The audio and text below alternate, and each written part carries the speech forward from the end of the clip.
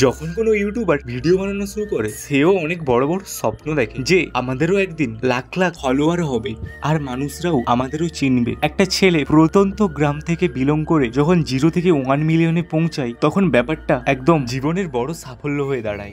Hey guys, good morning, কেমন আছো তোমরা সবাই? আজ প্রায় অনেক দিন পরে নতুন ব্লগ শ্যুট করছি। আজ 15ই আগস্ট, স্কুলে এনসিসি প্রেড হয়েছিল তো করলাম, আর এখন অনেকগুলো অ্যাক্টিভিটি বাকি। চলো, আমি বলবো না কিছু, ভিডিওর মধ্যে দেখতে পাবে। তো শুরু করে যাক আজকের ব্লগ।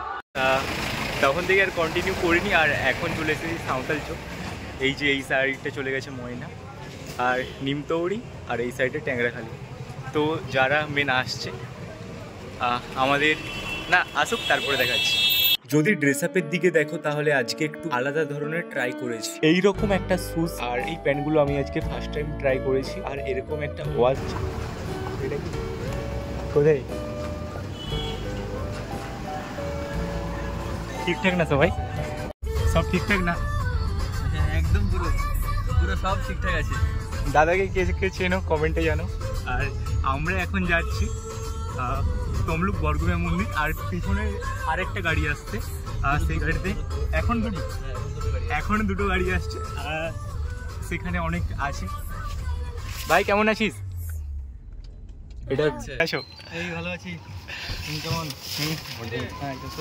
কনগ্রাচুলেশন। ভালো আছো? হ্যাঁ। ব্যাগটা পেছনে। এখন প্রায় সবাই গাড়ির মধ্যে উঠে গেছে। এই যে আমাদের দাদা, কেমন আছে দাদা? ভালো, তুমি কেমন? হ্যাঁ, মোটামুটি ভালো। আর এই যে দাদা ভিডিও বানাতে ব্যস্ত, কেমন আছো? মোটামুটি ভালো রয়েছি, তোমরা কেমন রয়েছো? আর ওই সাইডে রয়েছে জিতুদা। দাদা কেমন আছো? মোটামুটি। Congratulation for 1 million follower. মোটামুটি। যাই হোক, তুমি এসেছো, খুব ভালো লাগলো। মন্দিরে আছি, চলো ওখানে গিয়ে কথা বলবো বাকি। এইভাবে সবাই একসাথে হওয়ার পর আমরা চলে যাই তমলুকের মা বরগুনা মন্দিরে। চলে এলাম, পার্কিংয়ে গাড়িটা রাখলাম, এই গাড়ি করে এসেছি।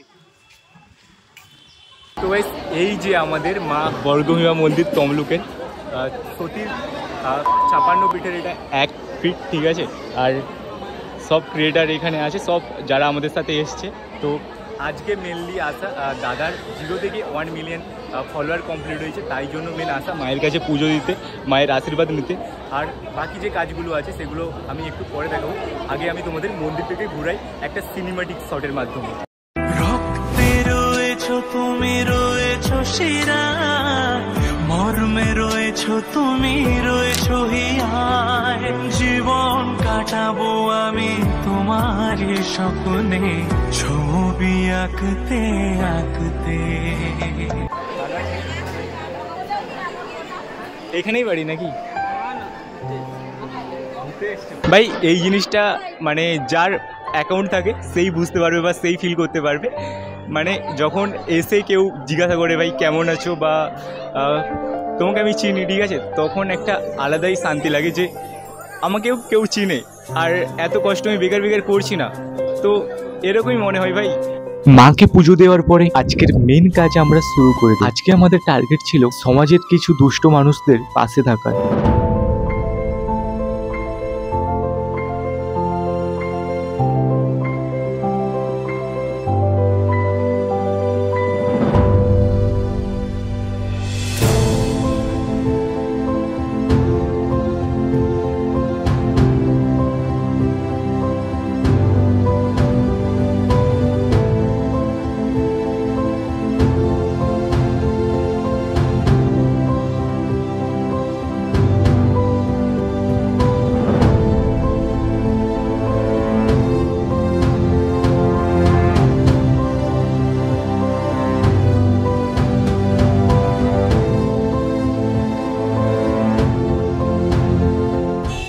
বরগুনা মন্দিরে পূজা তো দেওয়া শেষ।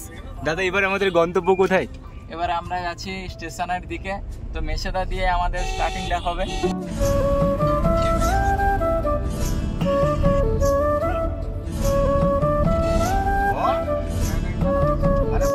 এই জার্নিটা সকাল 10টা থেকে শুরু হলেও আমার জার্নিটা হয়েছিল 4 ঘন্টা ঘুমিয়ে ভোর 4টা থেকে, তাই একটু টায়ার্ড হয়ে পড়ছিলাম, কিন্তু এখনো হাফ কাজও শেষ হয়নি।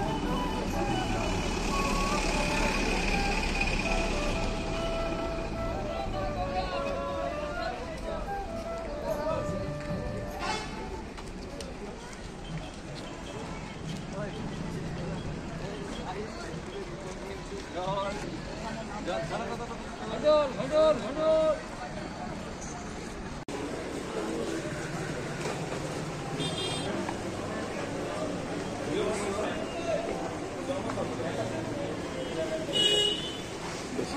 আমরা যাচ্ছি পাঁশকুড়ার দিকে, আর এই সাইডে সবাই জল জল জল। তুমি গেছে হকারি করে জল, ফেসবুকের ইনকাম কমেছে। জল জল, ঠান্ডা জল। আমরা 20 মিনিট জার্নি করার পরে পৌঁছে যাই পাঁশকুড়া স্টেশনে।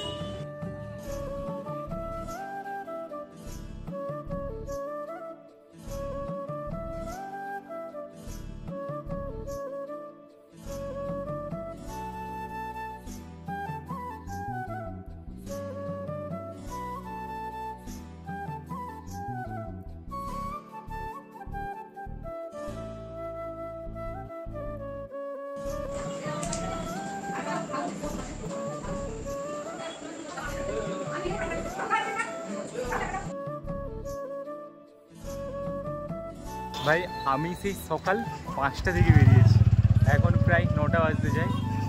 তো শরীর ক্লান্ত বলা যাবে না, মানে একটু এনার্জি কম লাগছে, ঠিক করে খাওয়া দাওয়া করিনি সকাল থেকে ভাই। তবু খুব খুশি যে মানুষের এরকম পাশে থাকতে পারছি, সম্ভব হয়েছে আমাদের বিশ্বজিৎ দার জন্য। থ্যাংক ইউ বিশ্বজিৎ দা। ভাই তুমি কিছু বলো। কি বলবো, পুরো ক্লান্ত হয়ে গেছে। এখন একটা আছে, আর একটা আছে এখন মেছেদার স্টেশনে। এখনও বিশ্বজিৎ তারা চেষ্টা করছে মানুষের কাছে পৌঁছে দেওয়ার, ঠিক মানুষের কাছে, কিন্তু যেহেতু রাত হয়ে গেছে কেউ নেই স্টেশনে। তাই গো, সেই দাদা কোথায় ঘুমিয়ে গেছে? সবাইকে দেওয়া মানে যেই সব জিনিসের ব্যবস্থা করা হয়েছিল পুরোপুরি কমপ্লিট। সারাদিন ঠিকঠাকভাবে খাওয়া দাওয়া করা হয়নি। এখন আমরা কোথাও একটা যাচ্ছি।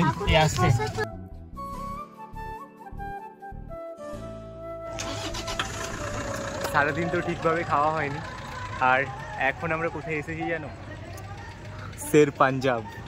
আমি কখনো আগে আসিনি। ওই সেই ইন্ডিয়ার গেট আমাদের, আর চারপাশের এলাকাটা ঠিক এমন।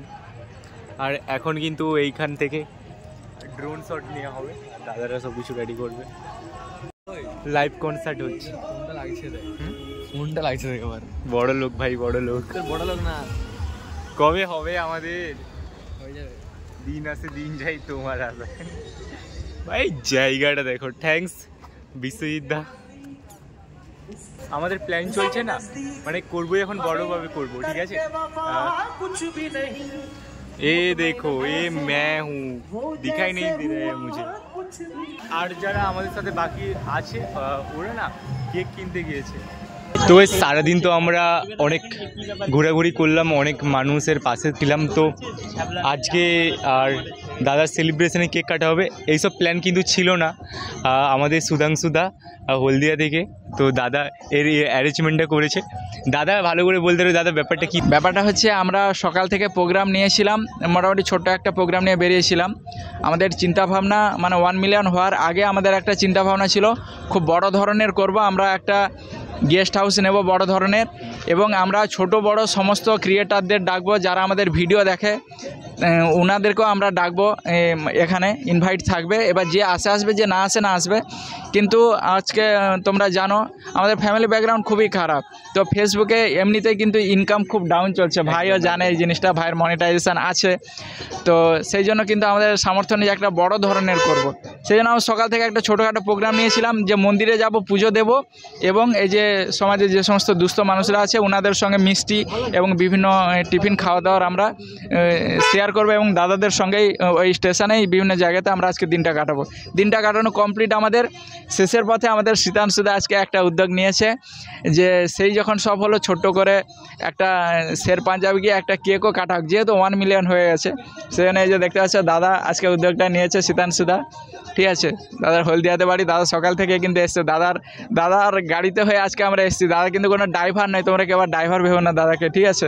দাদা একজন ক্রিয়েটার।